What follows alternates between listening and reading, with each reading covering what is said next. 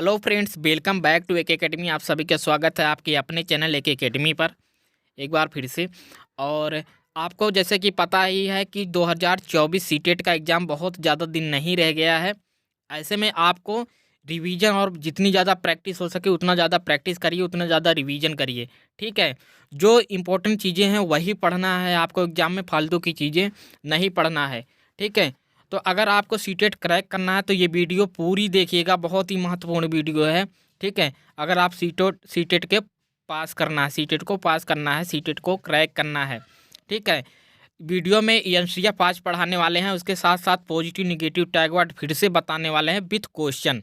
Question के साथ आप कैसे क्वेश्चन में टैग वर्ड ढूंढेंगे और कैसे उसको सॉल्व करेंगे। ठीक है, कई बार लोगों को कन्फ्यूजन रहता है कि हमें तो पता ही नहीं लगता कि टैग वर्ड कैसे पहचानते हैं। ठीक है, आज उसका भी समाधान होने वाला है। तो वीडियो को लाइक शेयर सब्सक्राइब कर दीजिएगा। उसके पहले अगर आप चैनल पर नए हैं, अगर आप पहले से चैनल से जुड़े हुए हैं तो वीडियो को शेयर ज़रूर कर दीजिएगा और एक लाइक ज़रूर कर दीजिएगा। ठीक है, चलो देखते हैं, आज का सेशन शुरू करते हैं। एनसीईआरटी पहले शुरू करेंगे। एनसीईआरटी 2005 राष्ट्रीय पाठ्य चर्चा की रूपरेखा 2005 नेशनल करिकुलम फ्रेमवर्क 2005 देख लेते हैं। राष्ट्रीय पाठ्यचर्या 2005 क्या चीज़ है।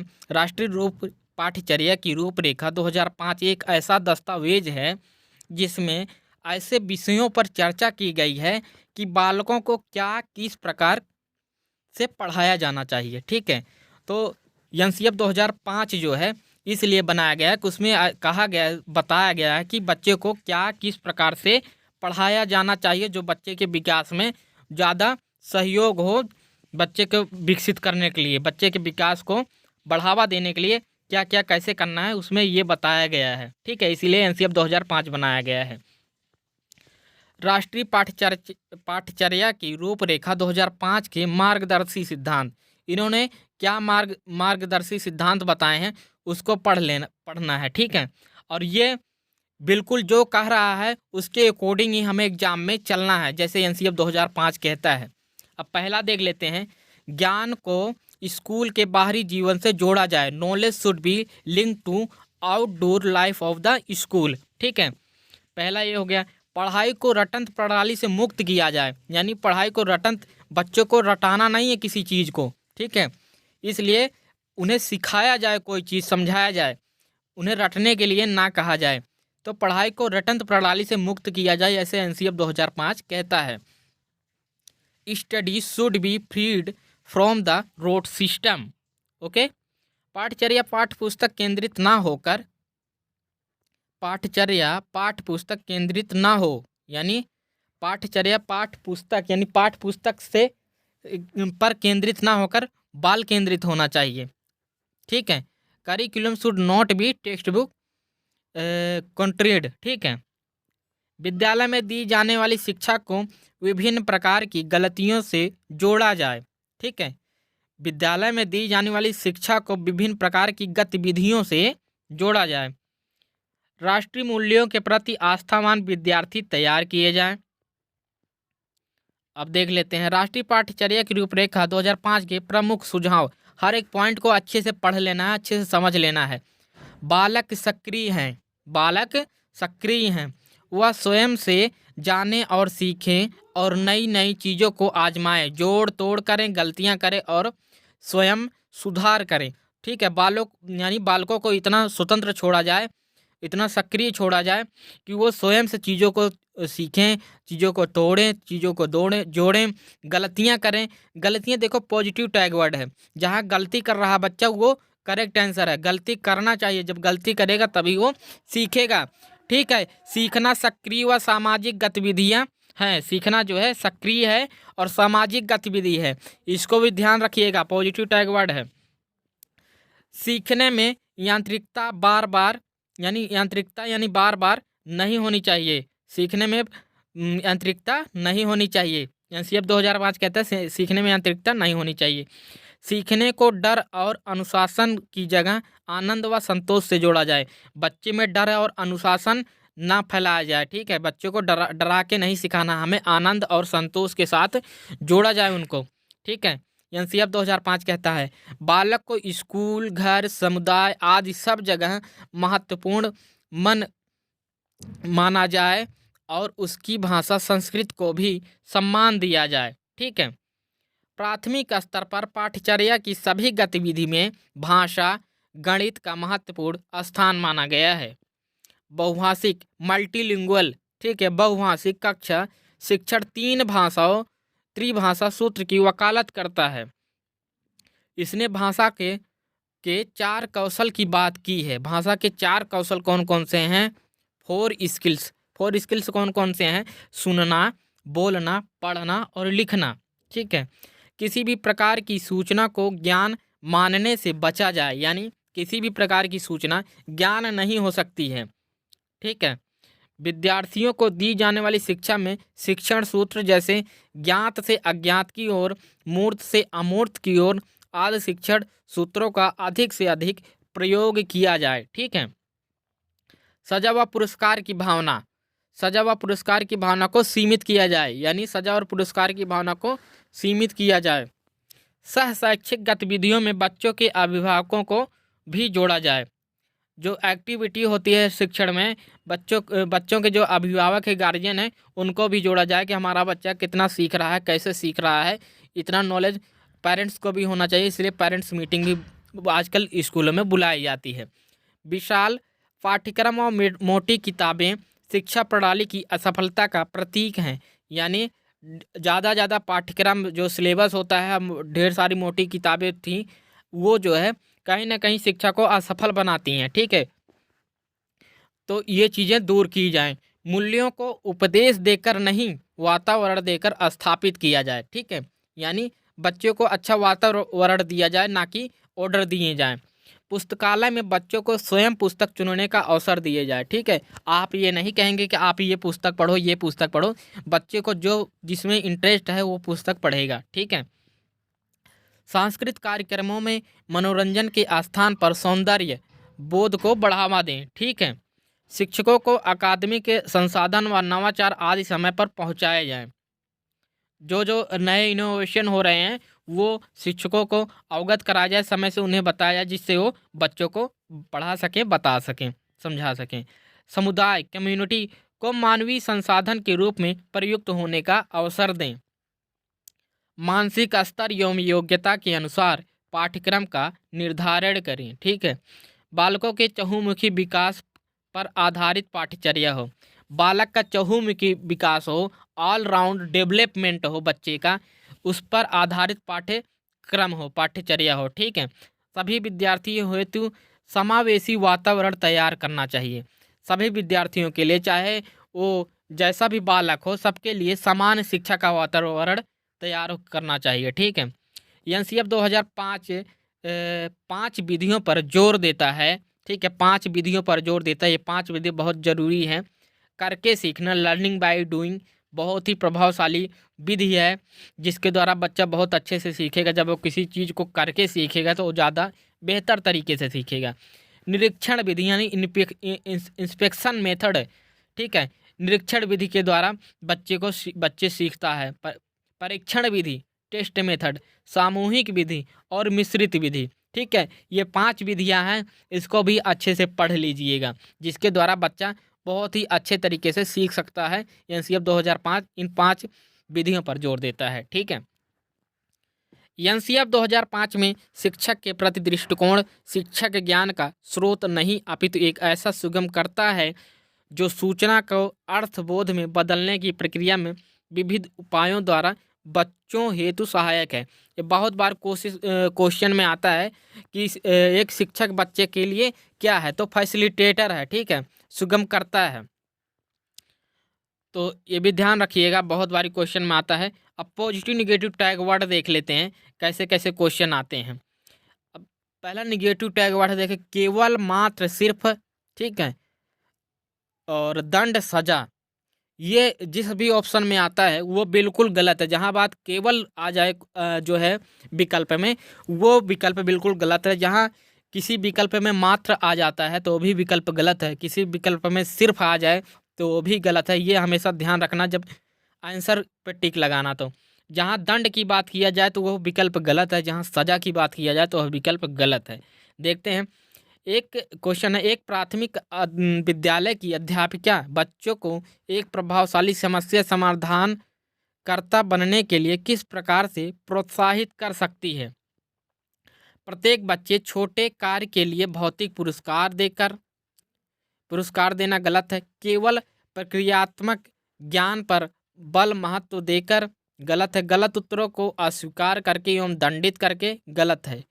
तो चौथा आंसर बिल्कुल सही है, बच्चों को सहानुभूत अनुमान लगाने के लिए प्रोत्साहित करके तथा उसी पर आधारित विचार मंथन करके। ठीक है, अब देख लो, पहले में पुरस्कार देना निगेटिव है, केवल दूसरा आ गया केवल गलत है, और दंडित करके तीसरे में आ गया दंडित करना, तो बिल्कुल गलत है। तो इस तरह से हमको जो है विकल्प को पहचानते हैं। और चौथा में पॉजिटिव है, प्रोत्साहन देना पॉजिटिव है, तो चौथा विकल्प सही होगा। इसी तरह से हम करेंगे। फिर निगेटिव देखना, रटना, याद करना, कंठस्थ करना। बच्चे को ना आप रटने के लिए कहेंगे, ना आप याद करने के लिए कहेंगे, ना आप कंठस्थ करने के लिए कहेंगे। ये बिल्कुल गलत है, निगेटिव है। क्वेश्चन देख लेते हैं, अधिगम की अभिप्रेरणा को किस प्रकार कायम रखा जा सकता है? प्रवीणता अभिमुखी लक्ष्यों पर जोर देकर, ठीक है, बच्चों को बहुत आसान क्रियाकलाप देकर, यंत्रवत याद करने पर जोर देकर, बच्चे को दंड देकर। तीसरा गलत है, चौथा गलत है, और दूसरा भी गलत है। प्रवीणता अभिमुखी लक्ष्यों पर जोर देकर, फोकसिंग ऑन मेस्ट्री ओरिएंटेड गोल्स, पहला एकदम करेक्ट है। निगेटिव देखिए, व्याख्या, व्याख्यान, और पॉजिटिव क्या है? अवसर। तो देख लेते हैं, शिक्षक बच्चों की जटिल अवधारणाओं को समझ को किस प्रकार सहज कर सकता है? एक शिक्षक बच्चे के जटिल अवधारणाओं को किस प्रकार सहज कर सकता है? एक, व्याख्यान देकर, व्याख्यान गलत है, अभी आपने ऊपर देखा। प्रतियोगितात्मक अवसरों की व्यवस्था करके, बिल्कुल सही है। बार बार यांत्रिक अभ्यास के द्वारा, बार बार आंतरिक अभ्यास अभी आपने पढ़ा है एनसीएफ में, गलत माना गया है, तो गलत है। अन्वेषण एवं परिचर्चा के लिए अवसर उपलब्ध करा के, ठीक है, तो चौथा बिल्कुल सही है। अन्वेषण एवं परिचर्चा के अवसर उपलब्ध करा, अन्वेषण और परिचर्चा चौथा सही है, सॉरी, दूसरा गलत है।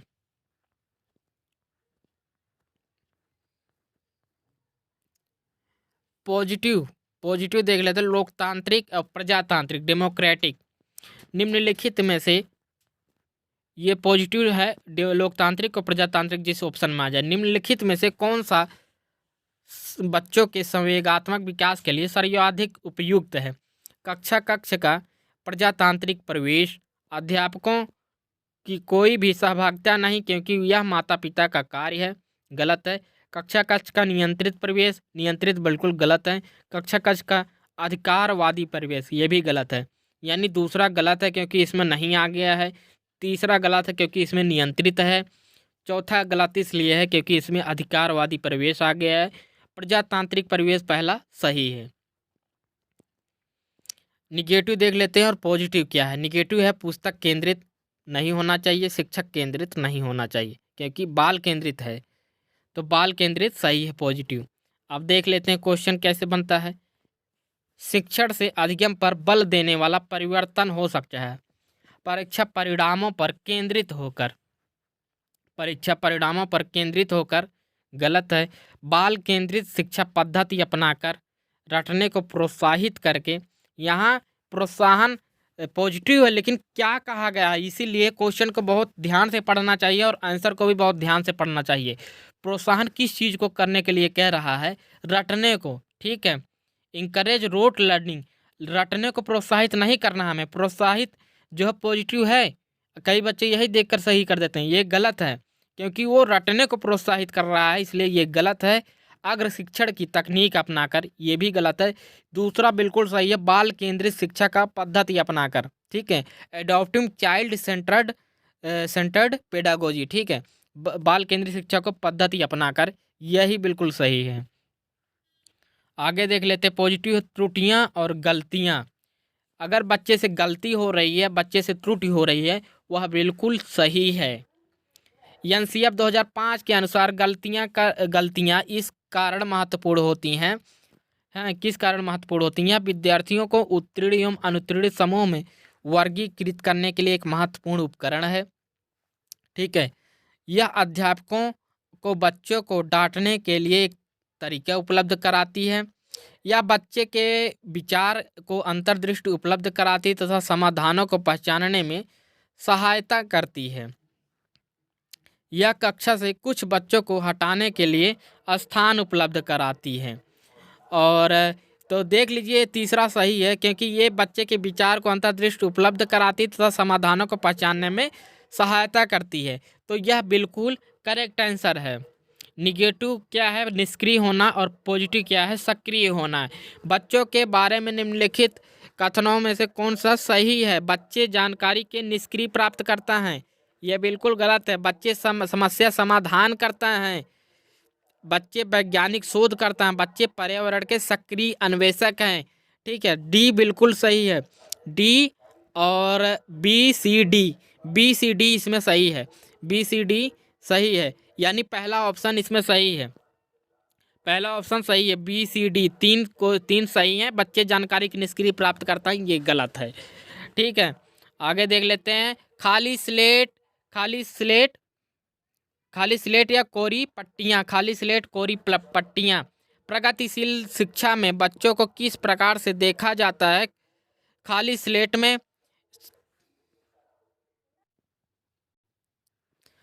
देख लेते हैं। प्रगतिशील शिक्षा में बच्चों को किस प्रकार देखा जाता है? खाली स्लेटों के रूप में, छोटे वयस्कों के रूप में माना जाता है, निष्क्रिय अनुकारकों के रूप में हर साल, सक्रिय अन्वेषकों के रूप में। तो सक्रिय अन्वेषक बिल्कुल सही है। ठीक है, यहाँ देख लीजिए खाली स्लेट और कोरी पट्टियाँ बिल्कुल गलत है पहला। ठीक है, तो चौथा इसमें सही है, सक्रिय अन्वेषक। जहाँ सक्रिय और अन्वेषक आ जाए वो बिल्कुल सही, पॉजिटिव है, ये पॉजिटिव टैग वर्ड है। और पॉजिटिव टैग वर्ड इसमें देख लें, बच्चे के विचार और मातृभाषा। बच्चे के विचार और मातृभाषा पॉजिटिव है, तो हमेशा उसको जो है प्रोत्साहित करना चाहिए। भाषा विकास में सहयोग करने का कौन सा तरीका गलत है? बच्चों को बिना टोके प्रकरण पर बात करना, उसकी अपनी भाषा के प्रयोग को अमान्य करना, बिल्कुल गलत है। उसके प्रयोगों का समर्थन करना, भाषा के प्रयोग के अवसर उपलब्ध कराना, providing opportunity for using language. जहाँ भाषा की बात हो रही हो तो उस भाषा को अवसर उपलब्ध कराना बिल्कुल सही है। तो चौथा आंसर बिल्कुल सही है। पॉजिटिव, वास्तविक और दैनिक जीवन से जोड़ना। ठीक है, बच्चे को जो है वास्तविक और दैनिक जीवन से जोड़ना होता है, ये उद्देश्य होता है। तो राष्ट्रीय पाठ्यचर्या की रूपरेखा 2005 मानती है कि गणित में चिंतन और तर्कणा एक ऐसा तरीका शामिल होता है। इस दृष्टिकोण को इसके द्वारा प्राप्त किया जा सकता है। विद्यार्थियों को विशेष कोचिंग देना, ठीक है, खोजबीन उपागम का प्रयोग करना, हस्तचालकों का प्रयोग करना, संकल्पनाओं को वास्तविक जीवन से जोड़ना, विद्यार्थियों को चर्चाओं में शामिल करना। ठीक है, अगला देख लेते हैं। तीसरा है गणित की सभी पाठ्य पुस्तकों को पुनर्लेखन करना। चौथा है विद्यार्थियों को बहुत सारे सवाल कार्य पत्रक देना। तो इसमें जो है ये दूसरा बिल्कुल सही है। खोजबीन उपागम का प्रयोग करना, हस्तचालकों का प्रयोग करना, संकल्पनाओं को वास्तविक जीवन से जोड़ना, विद्यार्थियों को चर्चाओं में शामिल करना। तो यह आंसर बिल्कुल करेक्ट है, क्योंकि जब हम विद्यार्थियों को मैंने बताया अभी वास्तविक जीवन से जोड़ने के लिए पढ़ाया जाता है, एनसीएफ 2005 भी कहता है। निगेटिव देख लेते हैं। लैंगिक असमानता, जेंडर बियास, ठीक है, इनइक्वालिटी। आप लड़के लड़की यानी बालक बालिका में कोई अंतर नहीं कर सकते, या बालक बालक में किसी जात के आधार पर अंतर नहीं कर सकते, बालक बालक में किसी उम्र या किसी और तरीके से असमानता नहीं कर सकते हैं, ये बिल्कुल गलत है। कक्षा में परिचर्चा के दौरान एक शिक्षक प्रायः लड़कियों की तुलना में लड़कों पर अधिक ध्यान देता है, यह किसका उदाहरण है? ठीक है, यह किसका उदाहरण है? जेंडर पक्षपात का है। ठीक है, आप सीधे सीधे जानिए, जेंडर पक्षपात का है, जेंडर बियास। ठीक है, जेंडर की पहचान गलत है, जेंडर संबंधता गलत है, जेंडर समरूपता गलत है, यानी जेंडर पक्षपात कर रहा है, लड़के लड़कियों में भेद कर रहा है शिक्षक। तो ये पहला ऑप्शन बिल्कुल सही होता है। पॉजिटिव, जिज्ञासा यानी क्यूरियसिटी, प्रश्न पूछना। बच्चे को जिज्ञासु होना चाहिए, पॉजिटिव है। बच्चा जितना ज़्यादा क्वेश्चन पूछेगा, जितना ज़्यादा आपसे बात करेगा, जितना ज़्यादा आपसे क्वेश्चन करेगा, उतना ज़्यादा अच्छा होगा। बच्चा उतना ज़्यादा अच्छे से सीखता है। यानी बच्चे में पढ़ाई के प्रति रुचि है, ऐसा आप कह सकते हैं। तो बच्चे को जिज्ञासु होना चाहिए, बच्चे को जिज्ञासु बनाना भी चाहिए। कक्षा में बच्चों को प्रेरित समझा जा सकता है यदि यदि क्या करता है वे शिक्षक से स्पष्टीकरण प्राप्त करने के लिए प्रश्न पूछते हैं। वे अच्छी तरह से वर्दी पहनने स्कूल में आते हैं। वे कक्षा में अनुशासन बनाए रखते हैं। वे सभी उपस्थिति में नियमित हैं। तो पहला आंसर बिल्कुल सही है कि वह शिक्षक से स्पष्टीकरण प्राप्त करने के लिए प्रश्न पूछते हैं। जब बच्चे को नहीं समझ में आता है और बच्चा शिक्षक से पूछता है कि सर ये मुझे नहीं समझ में आया, इसको स्पष्ट करिए, तो ये बिल्कुल बहुत अच्छी बात होती है। बच्चे के अंदर क्यूरियोसिटी होनी चाहिए प्रश्न पूछने की। तो पहला आंसर बिल्कुल सही होता है। अब पॉजिटिव देखो, पॉजिटिव क्या है? इंकरेज करना या प्रोत्साहित करना, लेकिन गलत काम को प्रोत्साहित नहीं करना है। सही चीज़ को प्रोत्साहित करना ही पॉजिटिव होगा। हतोत्साहित करना, गलत चीज़ को हतोत्साहित करना, यानी अच्छी चीज़ को हतोत्साहित करना गलत है और गलत चीज़ को हतोत्साहित तो सही है। ठीक है। निगेटिव, विविध शिक्षार्थियों वाली एक समावेशी कक्षा में सहभाग, अध्ययन और समवयस्कों से सीखना सक्रिय रूप से निरुत्साहित किया जाना चाहिए और प्रतियोगिता को बढ़ावा देना चाहिए। केवल कभी कभी ही प्रयोग किया जाना चाहिए क्योंकि यह सहपाठियों से तुलना को बढ़ावा देता है। गलत है। सक्रिय रूप से प्रोत्साहित किया जाना चाहिए जिससे समवयस्कों की स्वीकार्यता बढ़े। कार्यान्वित नहीं किया जाना चाहिए और विद्यार्थियों का क्षमताओं के अनुसार अलग अलग किया जाना चाहिए। तो पहला भी गलत है, दूसरा भी गलत है, तीसरा बिल्कुल सही है और चौथा गलत है। तो तीसरा ऑप्शन सही होता है पॉजिटिव। बच्चा, जब बच्चा फेल होता था इसका तात्पर्य है क्या? बच्चा पढ़ाई के लिए योग्य नहीं है, बिल्कुल गलत है। बच्चे ने उत्तर को सही तरीके से नहीं किया है, गलत है। बच्चे को प्राइवेट ट्यूशन लेनी चाहिए थी, बिल्कुल गलत है। व्यवस्था फेल हुई, द सिस्टम हैज़ फेल्ड। बच्चा अगर फेल होता है इसका मतलब सिस्टम फेल हुआ है। कहीं ना कहीं टीचर की कमी रही होगी, कहीं ना कहीं टीचर के पढ़ाने के तरीके में कमी रही होगी, कोई बच्चे को अच्छे से पढ़ा नहीं पाया, बच्चे को अच्छे से समझा नहीं पाया। ठीक है। तो बच्चा नहीं फेल होता, पूरा सिस्टम ही फेल होता, पूरी व्यवस्था ही फेल होती है। पॉजिटिव क्या? समावेशी कक्षा और शिक्षा, इंक्लूसिव एजुकेशन। तो शिक्षा का अधिकार अधिनियम 2009 के अनुसार विशेष आवश्यकता वाले बच्चों को पढ़ना चाहिए। ठीक है। खास तौर पर उन्हीं के लिए बनाए गए विशेष विद्यालयों में, घर पर माता पिता और देखभाल करने वालों के साथ जो उन्हें आवश्यक सहायता उपलब्ध कराएं। समावेशी शिक्षा व्यवस्था में इस प्रावधान के साथ कि उनकी व्यक्तिगत आवश्यकताओं की पूर्ति की जा सके। व्यावसायिक प्रशिक्षण केंद्रों में जो उन्हें जीवन कौशलों के लिए तैयार करेंगे। तो तीसरा ऑप्शन समावेशी शिक्षा है, इसलिए यह ऑप्शन बिल्कुल सही होता है। समावेशी शिक्षा व्यवस्था में इस प्रावधान के साथ उनकी व्यक्तिगत आवश्यकताओं की पूर्ति की जा सके, बिल्कुल करेक्ट ऑप्शन है। करके सीखना या हस्तपरक अनुभव, अभी बताया था मैंने, learning by doing, NCF support करता है, ये पॉजिटिव है। अब बच्चा जब करके सीखेगा, देखो ये बच्चे कर रहे हैं, करके जब बच्चे सीखते हैं तो उन्हें बहुत अच्छा लगता है, इंटरेस्ट भी होता है और बहुत अच्छे से सीखते भी हैं। निम्नलिखित में से कौन सा पर्यावरण अध्ययन का उद्देश्य नहीं है?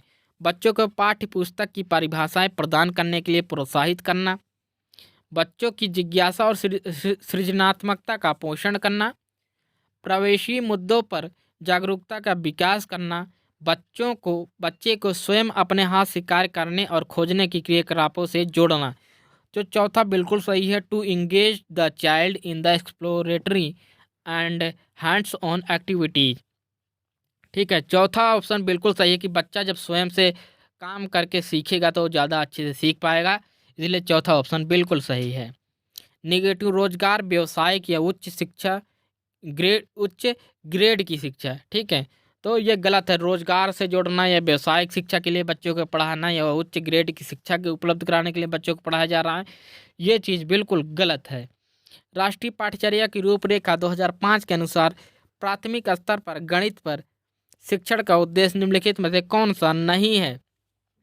अब देखो इसमें नहीं है क्वेश्चन किया है, तो जो जो निगेटिव ऑप्शन होगा वही सही होगा। गणित के उच्चतर और अमूर्त पढ़ाई की तैयारी कराना, बच्चे को गणित को बच्चे की जिंदगी के अनुभवों को भाग बनाना, समस्या समाधान और समस्या प्रस्तुत करने के कौशलों को प्रोत्साहित करना, तर्क संगत विचारों को प्रोत्साहित करना। तो पहला ऑप्शन बिल्कुल सही है, गणित में उच्चतर और अमूर्त पढ़ाई की तैयारी करना। इसमें उच्चतर है इसलिए यह ऑप्शन गलत है और यही सही है। जो गलत है, जो क्वेश्चन में निगेटिव क्वेश्चन पूछ रहा है तो उसका आंसर भी निगेटिव होता है, ये हमेशा ध्यान रखना है आपको। तो उच्चतर निगेटिव पॉइंट है इसलिए यह सही है। ही, जब ही शब्द आ जाए तो वह गलत माना जाता है। जिस ऑप्शन में ही आ रहा हो वह ऑप्शन बिल्कुल नहीं हो सकता, वो ऑप्शन पर नहीं जाना है। भाषा क्या है, नियमों की जानकारी से ही निखरती है। ही आ गया है तो ये गलत है। विद्यालय में ही सीखी जा सकती है, बिल्कुल गलत है। एक नियमबद्ध व्यवस्था है, इसमें ही नहीं है। सदैव व्याकरण के नियमों का ही अनुगमन करती है, ये बिल्कुल गलत है। तो तीसरा ऑप्शन बिल्कुल सही है, भाषा एक नियमबद्ध व्यवस्था है। बहुभाषिकता, मल्टीलिंगुअलिज्म, ठीक है। बहुभाषिकता, बहुत से भाषा वाले बच्चे जो होते हैं, अलग अलग राज्यों में अलग अलग भाषाओं वाले बच्चे, ठीक है। बहुभाषिक कक्षा में बच्चों की भाषा सीखने की प्रक्रिया को बाधित करती हैं, संसाधन के रूप में कार्य कर सकती हैं, शिक्षक के लिए बेहद जटिल चुनौती हैं, आकलन की प्रक्रिया को बाधित करती हैं। बाधित करना बिल्कुल गलत है, जटिल चुनौती बिल्कुल गलत है। तो ऑप्शन नंबर 2 बिल्कुल सही है, ये संसाधन के रूप में कार्य कर सकती हैं बहुभाषिकता, ठीक है। तो दूसरा ऑप्शन बिल्कुल सही है। इस तरह से पॉजिटिव निगेटिव की पहचान करते हैं। पॉजिटिव, पोर्टफोलियो से बहुत बारी क्वेश्चन आता है, जहां पोर्टफोलियो हो ऑप्शन में वह आंसर बिल्कुल सही है। अपने विद्यार्थियों के भाषा संबंधी क्रमिक विकास का आकलन करने के लिए आपकी निर्भरता मुख्य रूप से किस पर है। तो पहला है पोर्टफोलियो के अवलोकन पर, ऑप्शन में आ गया ना। आगे देखते हैं, मौखिक कार्य करवाने पर, गृह कार्य की उत्तर पुस्तिकाओं के अवलोकन पर, कक्षा कार्य के अवलोकन पर। तो पोर्टफोलियो के अवलोकन पर पहला ऑप्शन बिल्कुल करेक्ट है। पॉजिटिव, विभिन्न संदर्भ में जहां आ जाए वह पॉजिटिव होता है, बिल्कुल सही ऑप्शन होता है। तो देखते हैं, इनमें से प्राथमिक स्तर पर भाषा शिक्षण का कौन सा उद्देश्य अनिवार्यता नहीं है। तो जो नहीं है आ गया है, इसलिए निगेटिव ऑप्शन ही हमको चुनना है। विभिन्न संदर्भों में प्रयुक्त शब्द के सही अर्थ ग्रहण करना, विभिन्न संदर्भों और स्थितियों में अपनी बात व्यक्त करने की कुशलता का विकास, भाषा के अलंकारिक प्रयोग की क्षमता का विकास, मानवीय मूल्यों का विकास, ठीक है। अब देख लेते हैं इसमें कौन सा सही है। विभिन्न संदर्भों में प्रयुक्त शब्दों के सही अर्थ ग्रहण करना, तो यही पहला ऑप्शन सही है, क्योंकि विभिन्न संदर्भ की बात है इसमें। एक मिनट सॉरी, भाषा के अलंकारिक प्रयोग की क्षमता का विकास, मानवीय मूल्यों का विकास। तो अलंकारिक प्रयोग, ये तीसरा ऑप्शन बिल्कुल सही है, मैंने गलती से बता दिए, ठीक है। तीसरा ऑप्शन बिल्कुल सही है। तो ये रहे इतने क्वेश्चन जो है बहुत ही इंपॉर्टेंट है। कैसे पॉजिटिव और निगेटिव टैग वर्ड जो है खोजना है आपको, कैसे ऑप्शन पर जाना है। पहले बात तो आपको क्वेश्चन को बहुत ही ध्यान से पढ़ना है, देखना है क्वेश्चन नकारात्मक पूछ रहा है या क्वेश्चन सकारात्मक पूछ रहा है। तो अब सीटेट 2 तरह से क्वेश्चन पूछता है, एक तो नकारात्मक पूछता है, एक तो सकारात्मक क्वेश्चन पूछता है। अगर क्वेश्चन नकारात्मक है तो उसका आंसर भी हमें नकारात्मक ढूंढना है, और क्वेश्चन सकारात्मक है तो उसका क्वेश्चन हमें सकारात्मक ही उसका आंसर हमें सकारात्मक ही ढूंढना है। तो वीडियो को अधिक से अधिक लाइक और शेयर सब्सक्राइब कर दीजिएगा, ठीक है। मिलते हैं एक नेक्स्ट वीडियो में एक नई जानकारी के साथ, एक नई वीडियो में, ठीक है। और बहुत ही इंपॉर्टेंट सेशन है, आप एक भी पॉइंट मिस मत करिएगा, पूरा वीडियो देखिएगा पूरा, ठीक है। और अगर आपको पीडीएफ चाहिए, एक बारी कमेंट सेक्शन में जाइए और पीडीएफ के लिए आप कमेंट करिए, ठीक है। वीडियो को, इसके लिए आपको वीडियो को लाइक शेयर और सब्सक्राइब करना है। शेयर करना है आपको सोशल मीडिया पर, चाहे यूट्यूब हो, फेसबुक हो, इंस्टा हो, कहीं भी आप शेयर कर सकते हैं। शेयर करके आप हमें जो है मैसेज करिए, आपको PDF फ्री में मिल जाएगी। और 2-3 सब्जेक्ट और रह गए हैं, कोशिश करूँगा उन सभी सब्जेक्टों को जो महत्वपूर्ण जो निचोड़ है उसका आंसर लेके आऊँगा, क्वेश्चन आंसर लेके आऊँगा, जिससे आपको तैयारी में बहुत ज़्यादा हेल्प मिल सकती है। आप सीटेट को बहुत ही आसानी से क्रैक कर सकते हैं, ये मेरा खुद का अनुभव है। ठीक है, तो वीडियो को लाइक शेयर सब्सक्राइब करिए गाइज। मिलते हैं नेक्स्ट वीडियो में एक नए क्लास के साथ, तब तक के लिए थैंक यू सो मच।